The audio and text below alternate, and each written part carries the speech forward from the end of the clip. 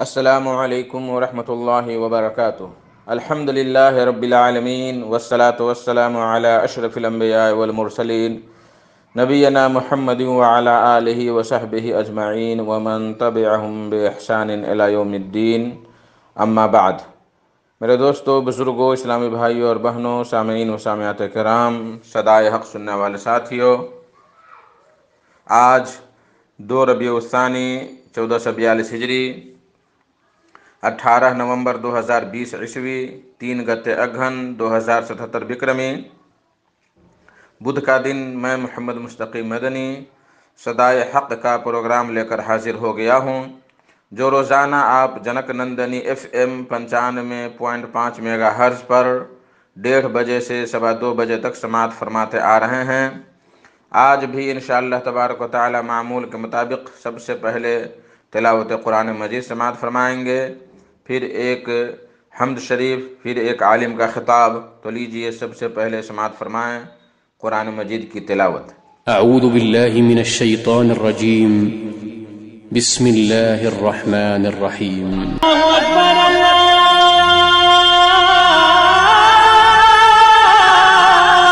اکبر۔ بعدہ ایک خوبصورت سی حمد سماعت فرمائیں، آواز عبدالحلیم سلفی صاحب کی، بول ہے: دھرتی سے آسماں تک ہے ہر مقام تیرا، دھرتی سے آسماں تک ہے ہر مقام تیرا، جلوہ کہاں نہیں ہے رب انعام تیرا۔ السلام علیکم ورحمۃ اللہ وبرکاتہ۔ دھرتی سے آسماں تک ہے ہر مقام تیرا، ہے ہر مقام تیرا، دھرتی سے آسماں تک ہے ہر مقام تیرا، ہے ہر مقام تیرا، جلوہ کہاں نہیں ہے، جلوہ کہاں نہیں ہے رب انعام تیرا، رب انعام تیرا، کن کہہ دیا جو تو نے، کن کہہ دیا جو تو نے، محفل سجی جہاں کی، محفل سجی جہاں کی، کن کہہ دیا جو تو نے، کن کہہ دیا جو تو نے، محفل سجی جہاں کی، محفل سجی جہاں کی، دیکھا کہ ہر طرف ہے، دیکھا کہ ہر طرف ہے فیضان عام تیرا، فیضان عام تیرا، سورج کی ساری کرنیں، سورج کی ساری کرنیں گاتی ہیں حمد تیری، گاتی ہیں حمد تیری، سورج کی ساری کرنیں گاتی ہیں حمد تیری، گاتی ہیں حمد تیری، کرتا ہے وصف یا رب، کرتا ہے وصف یا رب، ماہ تمام تیرا، ماہ تمام تیرا، یہ آدمی یہ حیوان، یہ چہاتی چڑیاں، یہ چہاتی چڑیاں، یہ آدمی یہ حیوان، یہ آدمی یہ حیوان، یہ چہچہاتی چڑیاں، یہ چہچہاتی چڑیاں، سب اپنی بولیوں میں، سب اپنی بولیوں میں لیتے ہیں نام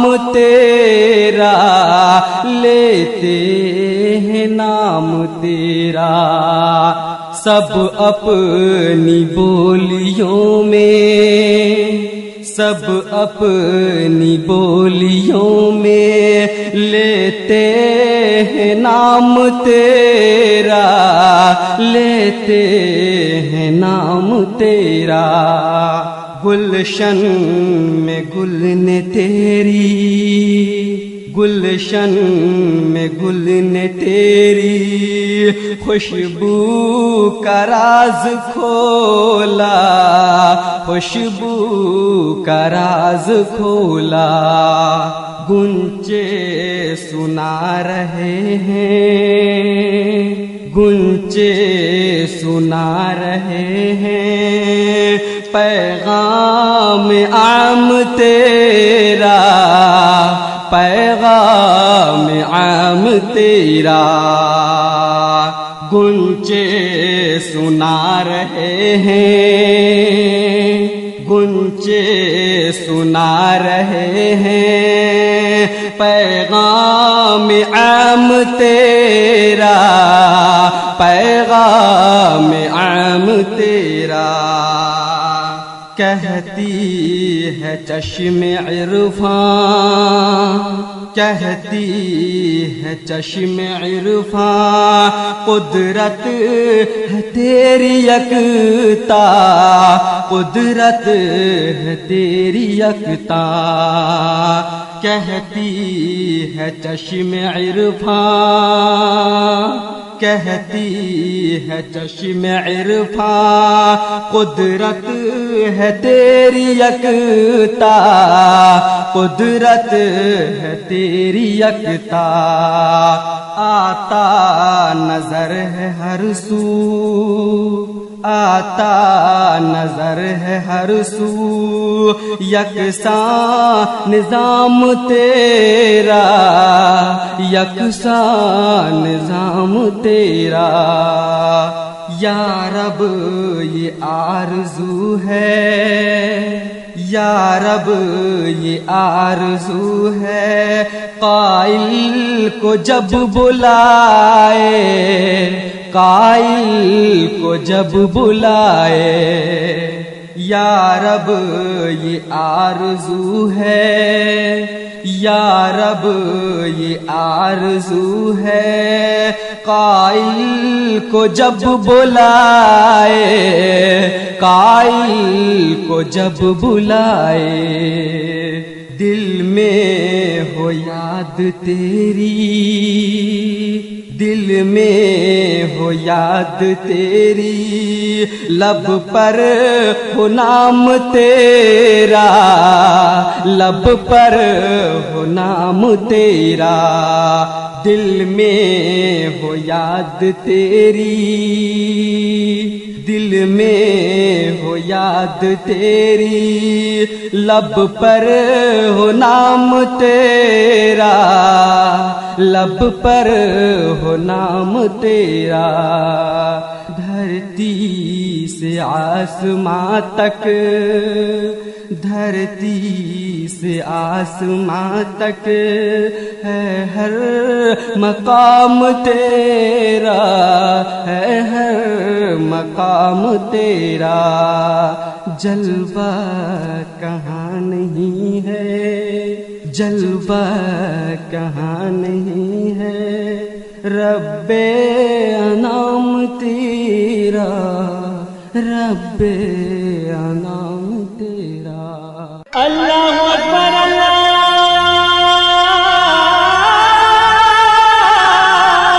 اکبر۔ میرے بھائیو، دوستو، بزرگوں، آج کا خطاب ہے فضیلت الشیخ محمد شکیل اختر سلفی صاحب کا، جو مکتب جالیات حی دار البیضا ریاض میں دعوت و تبلیغ کا فریضہ انجام دے رہے ہیں۔ ان کا موضوع ہے دین میں غلو کرنے سے بچیں، دین میں زیادتی کرنے سے، غلو کرنے سے بچیں۔ تو لیجئے سماعت فرمائیں فضیلت الشیخ سے ان کا خطاب۔ السلام علیکم ورحمۃ اللہ وبرکاتہ۔ الحمدللہ رب العالمین والصلاة والسلام علی اشرف الانبیاء والمرسلین نبینا محمد وعلی آلہ وصحبہ اجمعین، اما بعد اعوذ باللہ السمیع العلیم من الشیطان الرجیم یا اہل الکتاب لا تغلوا فی دینکم ولا تقولوا علی اللہ الا الحق۔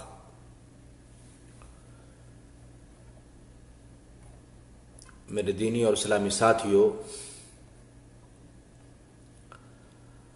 آج کا موضوع ہے دین میں، دینی اسلام کے اندر ہم غلو نہ کریں، غلو کرنے سے بچیں، حد سے تجاوز نہ کریں۔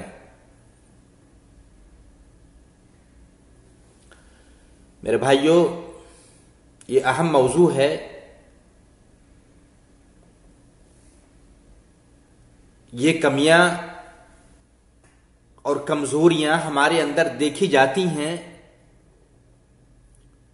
لوگ، ہمارے بھائی دین کے اندر غلو سے کام لیتے ہیں، اور اس کی مختلف شکل ہے، مختلف نوعیت ہے، مختلف حالات ہیں،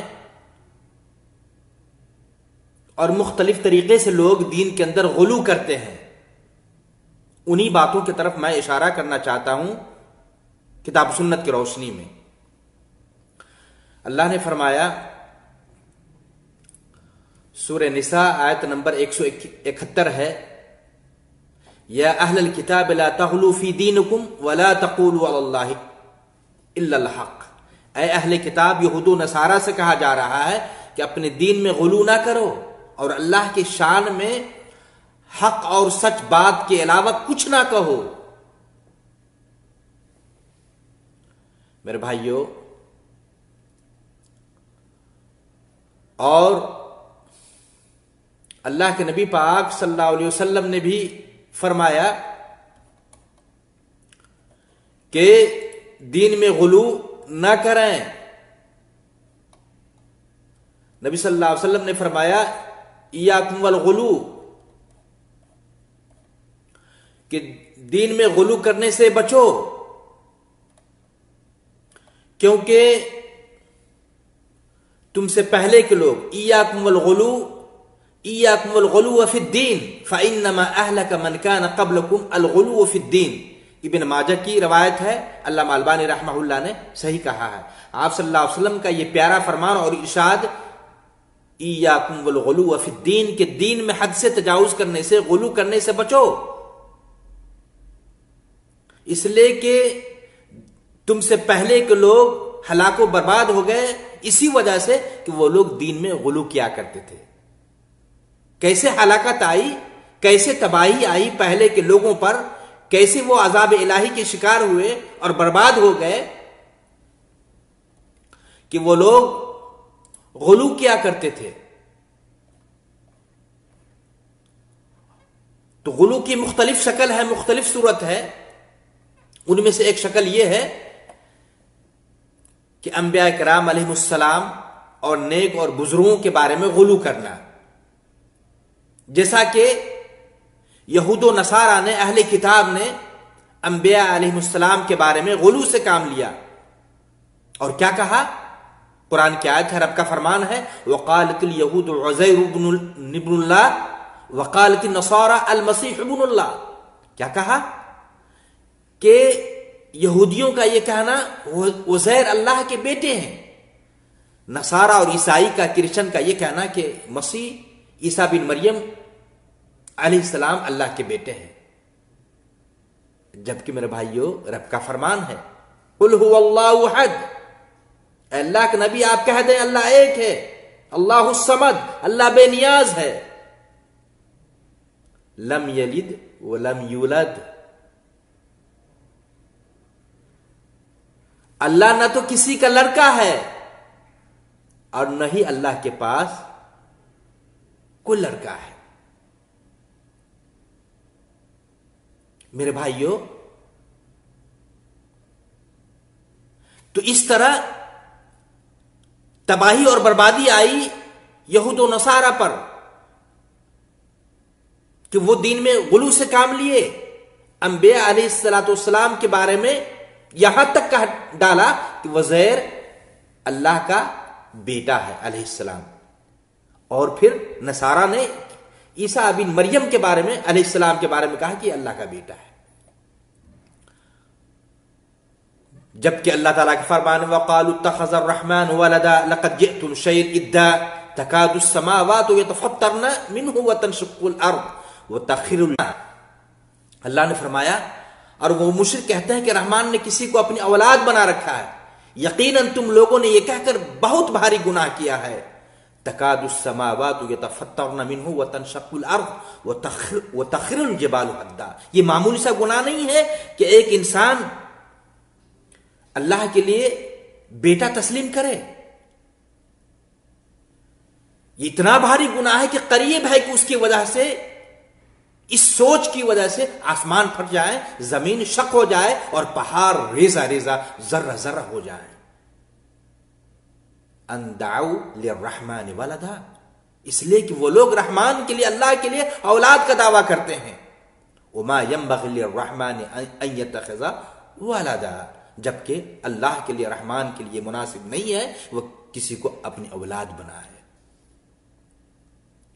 میرے بھائیوں، تو اس طرح یہود و نصارہ غلو سے کام لیا کرتے تھے اور اللہ کے لیے بیٹا تسلیم کرتے تھے. اور اسی طریقے سے میرے بھائیوں، اپنے علماء کے تعلق سے بھی لوگ غلو سے کام لیتے ہیں. اپنے مولویوں کے بارے میں بھی غلو سے کام لیتے ہیں. اور ایسے ہی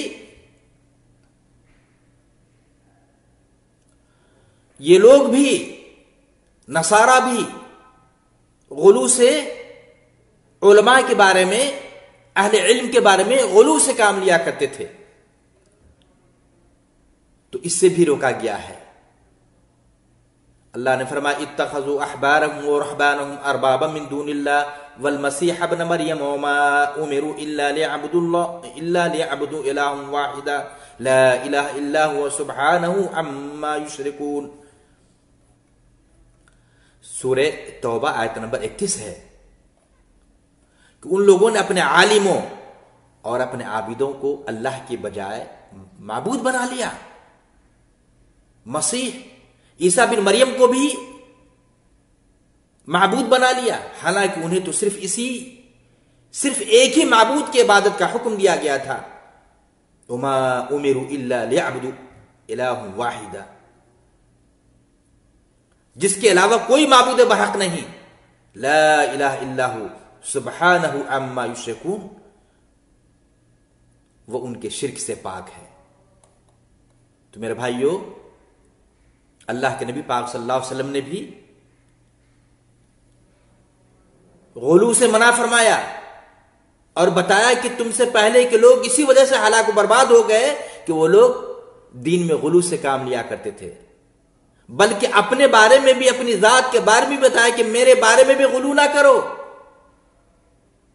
میری تعریف میں حد سے آگے نہ بڑھو. اللہ کے نبی پاک صلی اللہ علیہ وسلم فرمایا لا تطرونی کما اطرت النصارى ابن مریم فانما عبده فقولوا عبد اللہ ورسولہ. میرے بھائیوں، صحیح بخاری 3445 نمبر کی حدیث ہے، میری تعریف اور تعظیم میں حد سے نہ بڑھو، جیسا کہ نصارہ نے عیسیٰ بن مریم کی تعظیم اور ان کی تعریف میں حد سے آگے بڑھ گیا. عیسیٰ علیہ السلام کو اللہ کا بیٹا بنا دیا. میں تو محض ایک اللہ کا بندہ ہوں. دیکھیں میرے بھائیوں، اللہ کے نبی کہہ رہے ہیں کہ میں اللہ کا بندہ ہوں. فَإِنَّمَا أَنَا عَبْدُ فَقُولُوا عَبْدُ اللَّهِ وَرَسُولُهُ، لہذا تم مجھے اللہ کا بندہ، اس کا رسول ہی کہا کرو. آج لوگ نبی پاک صلی اللہ علیہ وسلم کو عالم الغیب، حاجت روا، مشکل کشا اور غوث نہ جانے کیا کیا تصور کرتے ہیں جو سراسر حرام ہے. اللہ نے فرمایا قل لا املک لنفسی نفعا ولا ضرا الا ما شاء اللہ، اے اللہ کے نبی آپ کہہ دیں مجھے تو خود اپنے نفع نقصان کا بھی اختیار نہیں ہے، نہ اپنے آپ کو نفع پہنچا سکتا ہوں اور نہ نقصان سے بچا سکتا ہوں، مگر اتنی جتنا کہ اللہ چاہتا ہے۔ اور میرے بھائیوں، اسی طریقے سے لوگ عبادت میں بھی غلو کرتے ہیں، عبادت کے اندر بھی غلو سے کام لیتے ہیں، اور اس کی بھی مختلف شکلیں ہیں۔ اور یہ بھی کرنا، عبادت میں غلو کرنا بھی، عبادت میں آگے حد سے بڑھنا درست اور جائز نہیں ہے، کیونکہ شریعت میں ایک چیز کی حد مقرر کر دی گئی ہے، ہم اس حد سے، اس آگے سے، اس دائرے سے آگے نہیں بڑھ سکتے۔ میرے بھائیوں، میں بتاؤں اس سلسلے میں ایک حدیث آتی ہے، عبداللہ بن عباس رضی اللہ تعالیٰ عنہ بیان کرتے ہیں کہ نبی پاک صلی اللہ علیہ وسلم نے 10 ذوالحجہ کی صبح اپنی سواری پر بیٹھے ہوئے مجھے یہ حکم دیا، ہاتھ القتلی، لاؤ مجھے کنکریاں چن کر دو، میرے لیے کنکریاں لاؤ۔ میرے بھائیوں، کنکریاں مارتے ہیں نا، رمی جمرات کرتے ہیں نا، حجاج جو لوگ حج کیے ہیں انہیں پتا ہے 3 پلر کو کنکریاں مارا جاتا ہے۔ تو آپ صلی اللہ علیہ وسلم کا حکم ہوا اور کنکریاں دی گئی۔ عبداللہ بن عباس کہتے ہیں رضی اللہ عنہ، میں نے چند کنکریاں چنے کے سائز سے تھوڑی سی بڑی تھی، چن کر کے آپ صلی اللہ علیہ وسلم کے ہاتھ میں رکھ دی۔ آپ صلی اللہ علیہ وسلم نے انہیں دیکھا اور فرمایا بِأَمْثَالِ هَؤُلَاءِ وَإِيَّاكُمْ وَالْغُلُوَ فِي الدِّينِ فَإِنَّمَا أَهْلَكَ مَنْ كَانَ قَبْلَكُمْ الْغُلُوَ فِي الدِّينِ۔ سنن نسائی کی 3075 نمبر کی حدیث ہے، ابن ماجہ کی 3029 نمبر کی، اور علامہ البانی نے صحیح کہا ہے۔ دیکھیں میرے بھائیوں، اسی طرح کنکریاں مارنا، آپ صلی اللہ علیہ وسلم کہتے ہیں بِأَمْثَالِ هَؤُلَاءِ، اسی طرح جو مقدار ہے، جو سائز ہے،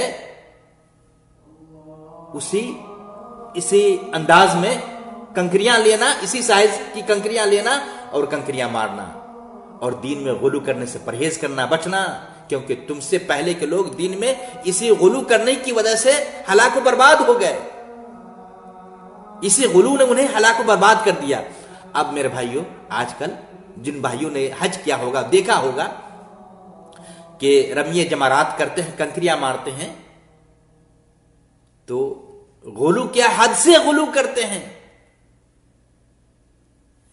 ارے چنے کے سائز سے بڑا پتھر تو دور، بلکہ لوگ جوتے چپل سے رمی جمرات کرتے ہیں، جوتے چپل برساتے ہیں شیطان کو، یعنی کئی لوگ تو کنکریاں مارتے ہوئے گالیاں تک دیتے ہیں کہ یہی شیطان ہے، اور پھر گالیوں کی بوچھاڑ بھی کرتے ہیں۔ میرے بھائیوں، یہ ساری صورتیں، یہ ساری حالتیں غلو کی ہے، جن سے حاجی حضرات کو، حجاج کرام کو بچنا چاہیے۔ جس طرح اللہ کے نبی نے کیا وہ اسے ہی ہمیں کرنا ہے۔ اور میرے بھائیوں،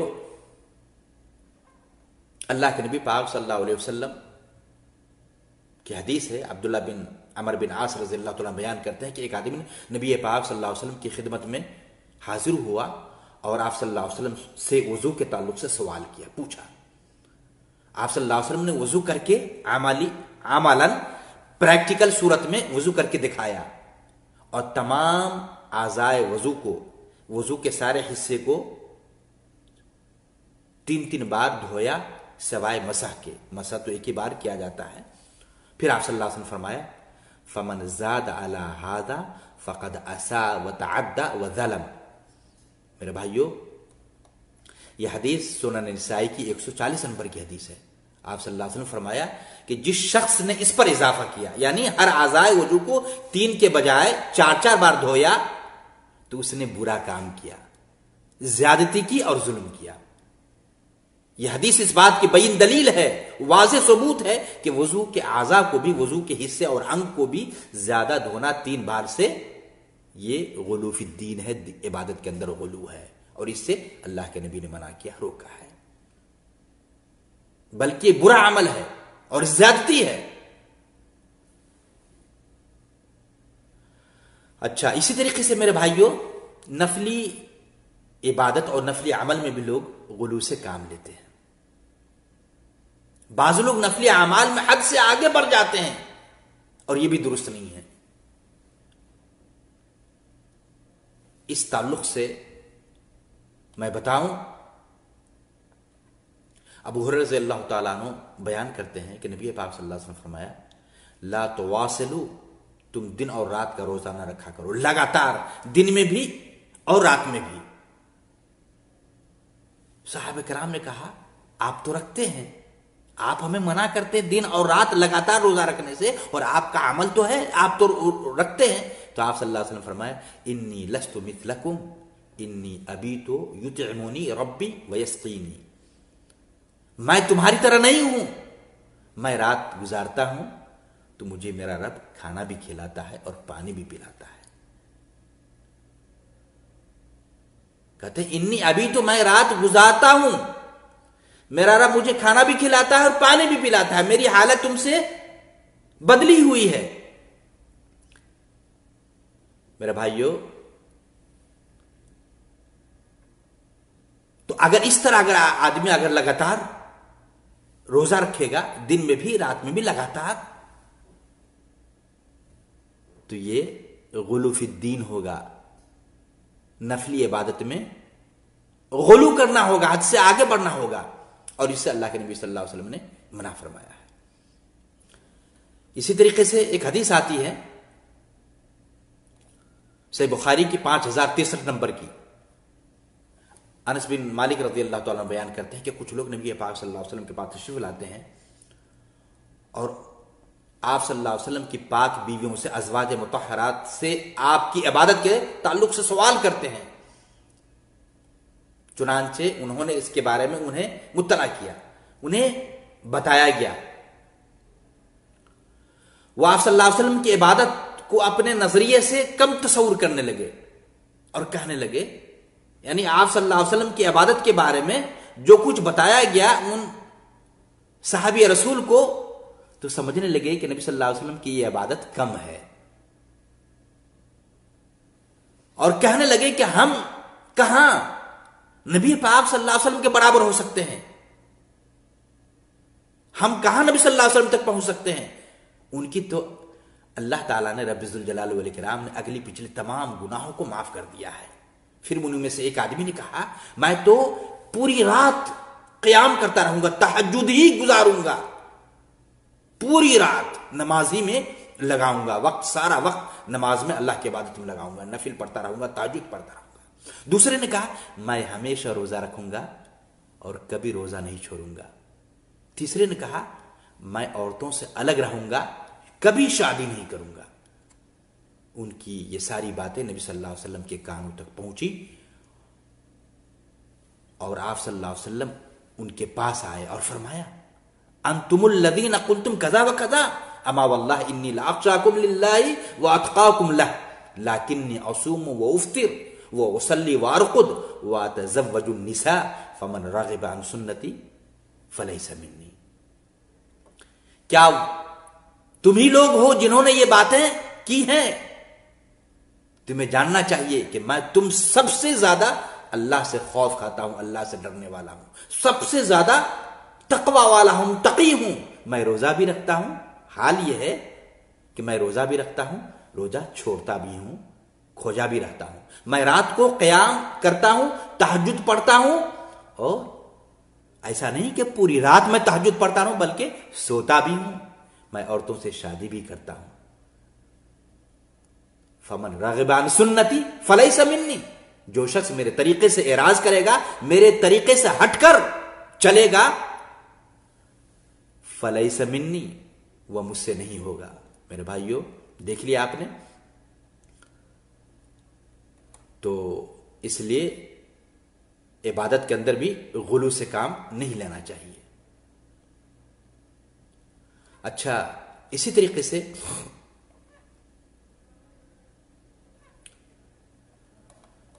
لوگ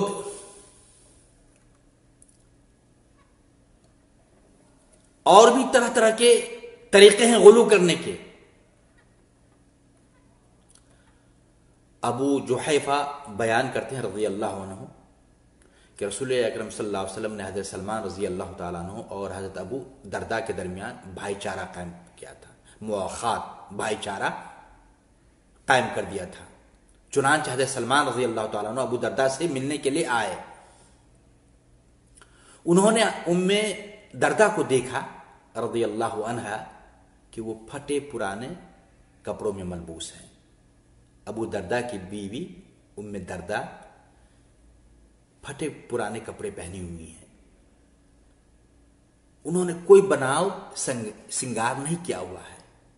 جب انہوں نے ان سے اس کی وجہ پوچھی تو حضرت ام درداء رضی اللہ عنہا نے کہا کہ اس کی وجہ یہ ہے کہ تمہارا بھائی ابو درداء دنیا سے بالکل ہی بے نیاز ہو چکا ہے، کوئی مطلب نہیں ہے دنیا سے الگ تھلگ ہو چکا ہے. اس کے بعد ابو درداء تھوڑی دیر میں گھر پہنچ جاتے ہیں. انہوں نے مہمان کے لیے کھانا تیار کروایا اور انہیں کھانا پیش کر کے کہنے لگے بھائی تم کھاؤ، میں روزے سے ہوں. ابو درداء نے کہا میں روزے سے ہوں. حضرت سلمان رضی اللہ تعالیٰ عنہ نے کہا میں اس وقت تک نہیں کھاؤں گا جب تک کہ تم میرے ساتھ نہیں کھاتے. تو ابو درداء بھی ان کے ساتھ کھانے لگے. پھر جب رات ہو گئی کیونکہ مہمان بنے ہوئے ہیں سلمان رضی اللہ تعالیٰ عنہ ابو درداء کے ہاں، رات ہو گئی تو حضرت ابو درداء نے اپنے مہمان سے سونے کو کہا کہ آپ سو جائیں، لیٹ جائیں، آرام فرمائیں، اور خود جا کر نماز پڑھنے لگے ابو درداء رضی اللہ تعالیٰ. حضرت سلمان رضی اللہ تعالیٰ عنہ نے حضرت ابو درداء سے کہا جاؤ تم بھی سو جاؤ. چنانچہ وہ بھی سو گئے. اور جب رات کا آخری حصہ شروع ہوا تو انہوں نے کہا کہ اب اٹھو اور نماز پڑھ لو. سلمان رضی اللہ تعالیٰ نے کہا کہ اب اٹھو نماز پڑھ لو. پھر انہوں نے کہا ان لربک علیک حقا ولنفسک علیک حقا ولأہلک علیک حقا فآت کل ذی حق حقا. میرے بھائیو، یہ حدیث صحیح بخاری کی 1968 نمبر کی حدیث ہے. کیا کہا سلمان رضی اللہ تعالیٰ عنہ نے؟ تم پر تمہارے رب کا بھی حق ہے، وَلِنَفْسِكَ عَلَيْكَ حَقًّا، تمہاری جان کا بھی حق ہے، وَلِأَهْلِكَ عَلَيْكَ حَقًّا، تمہارے گھر والوں کا بھی، بال بچوں کا بھی، تمہاری بیویوں کا بھی تم پر حق ہے. فَآتِ كُلَّ ذِي حَقٍّ حَقًّا، تم سب کے حقوق ادا کیا کرو. پھر وہ رسول اکرم صلی اللہ علیہ وسلم کے پاس آئے اور آپ صلی اللہ علیہ وسلم کو پورا قصہ، پورا واقعہ سنایا گیا. آپ صلی اللہ علیہ وسلم نے فرمایا صدق سلمان نے سچ کہا ہے. میرے بھائیو، تو اس طرح آدمی عبادت میں بھی غلو نہ کرے، عبادت ہی پوری رات کرتا جائے اور ہر دن روزہ ہی رکھتا جائے. نہیں میرے بھائیو، اس سے اللہ کے رسول صلی اللہ علیہ وسلم نے منع فرمایا. اور یہی غلو فی الدین ہے، دین میں حد سے آگے بڑھنا، حد سے تجاوز کرنا. اور اسی طریقے سے میرے بھائیو، غلو کی ایک شکل یہ بھی ہے، اللہ کہتا ہے یرید اللہ بکم اليسر ولا یرید بکم العسر، اللہ تمہارے ساتھ آسانی چاہتا ہے، سخت نہیں چاہتا. اللہ اپنے بندوں کو سختی میں مبتلا کرنا نہیں چاہتا ہے. تو ایک شکل غلو کی یہ بھی ہے، دین میں حد سے آگے بڑھنے کی، کہ لوگ رخصت کو قبول نہیں کرتے ہیں. جو آسانیاں رب کی طرف سے دی گئی ہیں، شریعت نے ہمیں جو آسانیاں فراہم کیا ہے، اس کو لینے سے بچتے ہیں اور سمجھتے ہیں کہ اجر و ثواب میں کمی آ جائے گی. مثلا اس کی مثال یہ ہے کہ مسافر کو رخصت دی گئی کہ وہ سفر میں روزہ بھی رکھ سکتا ہے اور روزہ چھوڑ بھی سکتا ہے. فمن کان، وہ قرآن کی آیت ہے کہ سفر میں مسافر روزہ بھی رکھ سکتا ہے اور چھوڑ بھی سکتا ہے.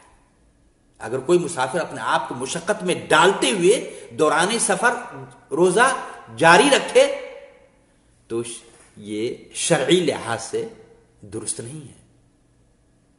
اللہ نے فرمایا فمن کان منکم مریضا او علی سفر فعدۃ من ایام اخر، اگر کوئی شخص بیمار ہو یا حالت سفر میں یاترا کر رہا ہو تو بیماروں کے لیے اور مسافروں کے لیے رخصت دی گئی ہے کہ گنتی کے ایام بعد میں پورا کرے، جتنے روزے ان سے چھوٹ جائیں باقی دنوں میں پورا کرے. اب اگر کوئی شخص یہ سوچ کر کے سفر بھی بندہ کر رہا ہے، مسافر بھی ہے، بالکل حالت غیر ہو گئی ہے سفر کرتے کرتے اور پھر بھی روزہ نہیں چھوڑ رہا ہے. تو میرے بھائیو یہی ہے غلو. رخصت دیا ہے اللہ تعالیٰ نے, آسانیاں کی ہے ملی ہیں رب کے جانب سے کہ مسافر کو اور مریضوں کے لیے, بیماروں کے لیے رخصت ہے کہ وہ روزہ توڑ سکتا ہے, اور جتنے روزے چھوٹ جائیں باقی دنوں میں پورا کرے گا. اس سلسلے میں ایک حدیث آتی ہے, وہ حدیث صحیح بخاری کی 1946 نمبر کی حدیث ہے. وہ حدیث اس طرح ہے, راوی جابر رضی اللہ تعالیٰ عنہ کہتے ہیں کہ نبی پاک صلی اللہ علیہ وسلم سفر میں تھے. آپ صلی اللہ علیہ وسلم نے لوگوں کا بھیڑ دیکھا, رش دیکھا, لوگ کافی بھیڑ بنائے ہوئے ہیں, اور ایک آدمی ہے اس پر لوگوں نے سایہ کیا ہوا ہے. آپ صلی اللہ علیہ وسلم نے پوچھا کیا ہوا ہے بھائی, اسے کیا ہوا ہے؟ آپ صلی اللہ علیہ وسلم کو جواب دیا گیا کہ اللہ کے نبی یہ آدمی روزے سے ہے اور سفر کر رہا ہے, مسافر بھی ہے, روزہ نہیں چھوڑ رہا ہے. آپ صلی اللہ علیہ وسلم فرمایا لیس من البر الصوم فی السفر, سفر میں روزہ رکھنا یہ کوئی نیکی نہیں ہے. سفر میں روزہ رکھنا یہ کوئی نیکی نہیں ہے. جب رب کی طرف سے آسانیاں دی گئی ہے, شریعت نے ہمیں آسانیاں فراہم کیا ہے, تو اس کو قبول کرنا چاہیے, اس رخصت کو لینا چاہیے, اس آسانی سے فائدہ اٹھانا چاہیے. اور اس طریقے سے اپنے آپ پر بیجا سختی بھی لوگ کرتے ہیں, یہ بھی درست نہیں ہے, یہ بھی غلو ہے. اپنے آپ کو بیجا سختی میں مبتلا کرنا یہ بھی درست ہے نہیں ہے. جیسے اس کی مثال بلکہ حدیث ہے, صحیح بخاری کی 6704 نمبر کی حدیث ہے. وہ حدیث اس طرح آتی ہے, عبداللہ بن عباس رضی اللہ تعالیٰ عنہ بیان کرتے ہیں کہ نبی صلی اللہ علیہ وسلم خطبہ دے رہے تھے. آپ صلی اللہ علیہ وسلم نے ایک آدمی کو دیکھا, اثناء خطبے کے درمیان ایک آدمی کو دیکھا جو کھڑا ہوا تھا, بیٹھنے سے بچ رہا تھا, بیٹھنے سے بچتا تھا, اپنے آپ کو لگاتار کھڑا رکھ رہا تھا. آپ صلی اللہ علیہ وسلم نے اس کے بارے میں پوچھا تو لوگوں نے بتایا کہ یہ ابو اسرائیل ہے, جس نے نظر مانی ہے کہ یہ کھڑا ہی رہے گا, بیٹھے گا نہیں, سائے میں نہیں جائے گا, ہمیشہ دھوپ ہی میں رہے گا, ساتھ ہی کسی سے بات چیت بھی نہیں کرے گا, اور روزہ رکھے گا. اس طرح کی نظر مانا ہے. آپ صلی اللہ علیہ وسلم نے فرمایا, دیکھیں اللہ اکبر, نبی صلی اللہ علیہ وسلم کا پیارا فرمان, مرہو فلیتکلم ولیستظل ولیقعد ولیتم صومہ. اسے حکم دو, جاؤ اسے آدیش دو, میرا یہ حکم ہے, میرا یہ آدیش ہے, اسے بتا دو کہ بات چیت شروع کر دے. انہوں نے خاموشی کا نظر مانا ہے تو اسے کہہ دو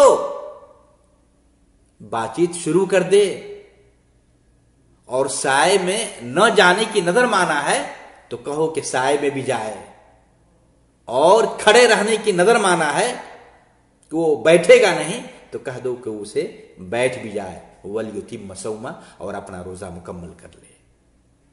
میرے بھائیو, تو اس طرح بھیجا اپنے آپ کو سختی میں مبتلا کرنا یہ بھی درست نہیں ہے, اور یہ بھی غلو ہے, حد سے آگے بڑھنا ہے, اور اس سے بھی شریعت نے ہمیں منع کیا ہے. انس بن مالک رضی اللہ تعالیٰ عنہ بیان کرتے ہیں کہ نبی صلی اللہ علیہ وسلم نے ایک بوڑھے آدمی کو دیکھا جسے اس کے 2 بیٹے سہارا, یعنی 2 بیٹوں کے سہارے وہ چلایا جا رہا تھا. آپ صلی اللہ علیہ وسلم پوچھا ما بالو ھذا, اس آدمی کو کیا ہوا ہے؟ لوگوں نے کہا اس نے چلنے کی نظر مانی ہے. تو آپ نے فرمایا ان اللہ عن تعذیب ھذا نفسہ لغنی, بے شک اللہ تعالیٰ اس بات سے بے پرواہ ہے کہ یہ اپنے آپ کو ہلاکت میں ڈالے. پھر آپ صلی اللہ علیہ وسلم سے سواری پر سوار ہونے کا حکم دیا. میرے بھائیو, صحیح بخاری کی 1865 نمبر کی حدیث ہے. اور اسی طریقے سے بلا ضرورت بیجا سوالات کرنے سے بھی بچنا چاہیے. بیجا سوالات کرنے سے دین میں سختیاں آ جاتی ہیں, سختیاں بڑھ جاتی ہیں. تو اس طرح دین مکمل ہو چکا ہے, شریعت مکمل ہو چکی ہے, ہم اتنی ہی کام کریں جتنا کہ شریعت نے ہمیں اجازت دیا ہے. شریعت کے اندر ہم کمی بیشی نہیں کر سکتے ہیں. اور کوشش کریں، بلکہ اللہ تعالیٰ نے نبی کی زندگی کو ہمارے لیے آئیڈیل بنایا ہے. لقد کان لکم فی رسول اللہ اسوۃ حسنہ. نبی صلی اللہ علیہ وسلم کی زندگی ہمارے لیے بہترین نمونہ ہے. نبی صلی اللہ علیہ وسلم کی سیرت طیبہ کو ہم اپنے سامنے رکھیں اور اپنی زندگی ویسے ہی گزاریں جس طرح آپ صلی اللہ علیہ وسلم نے زندگی گزارا ہے.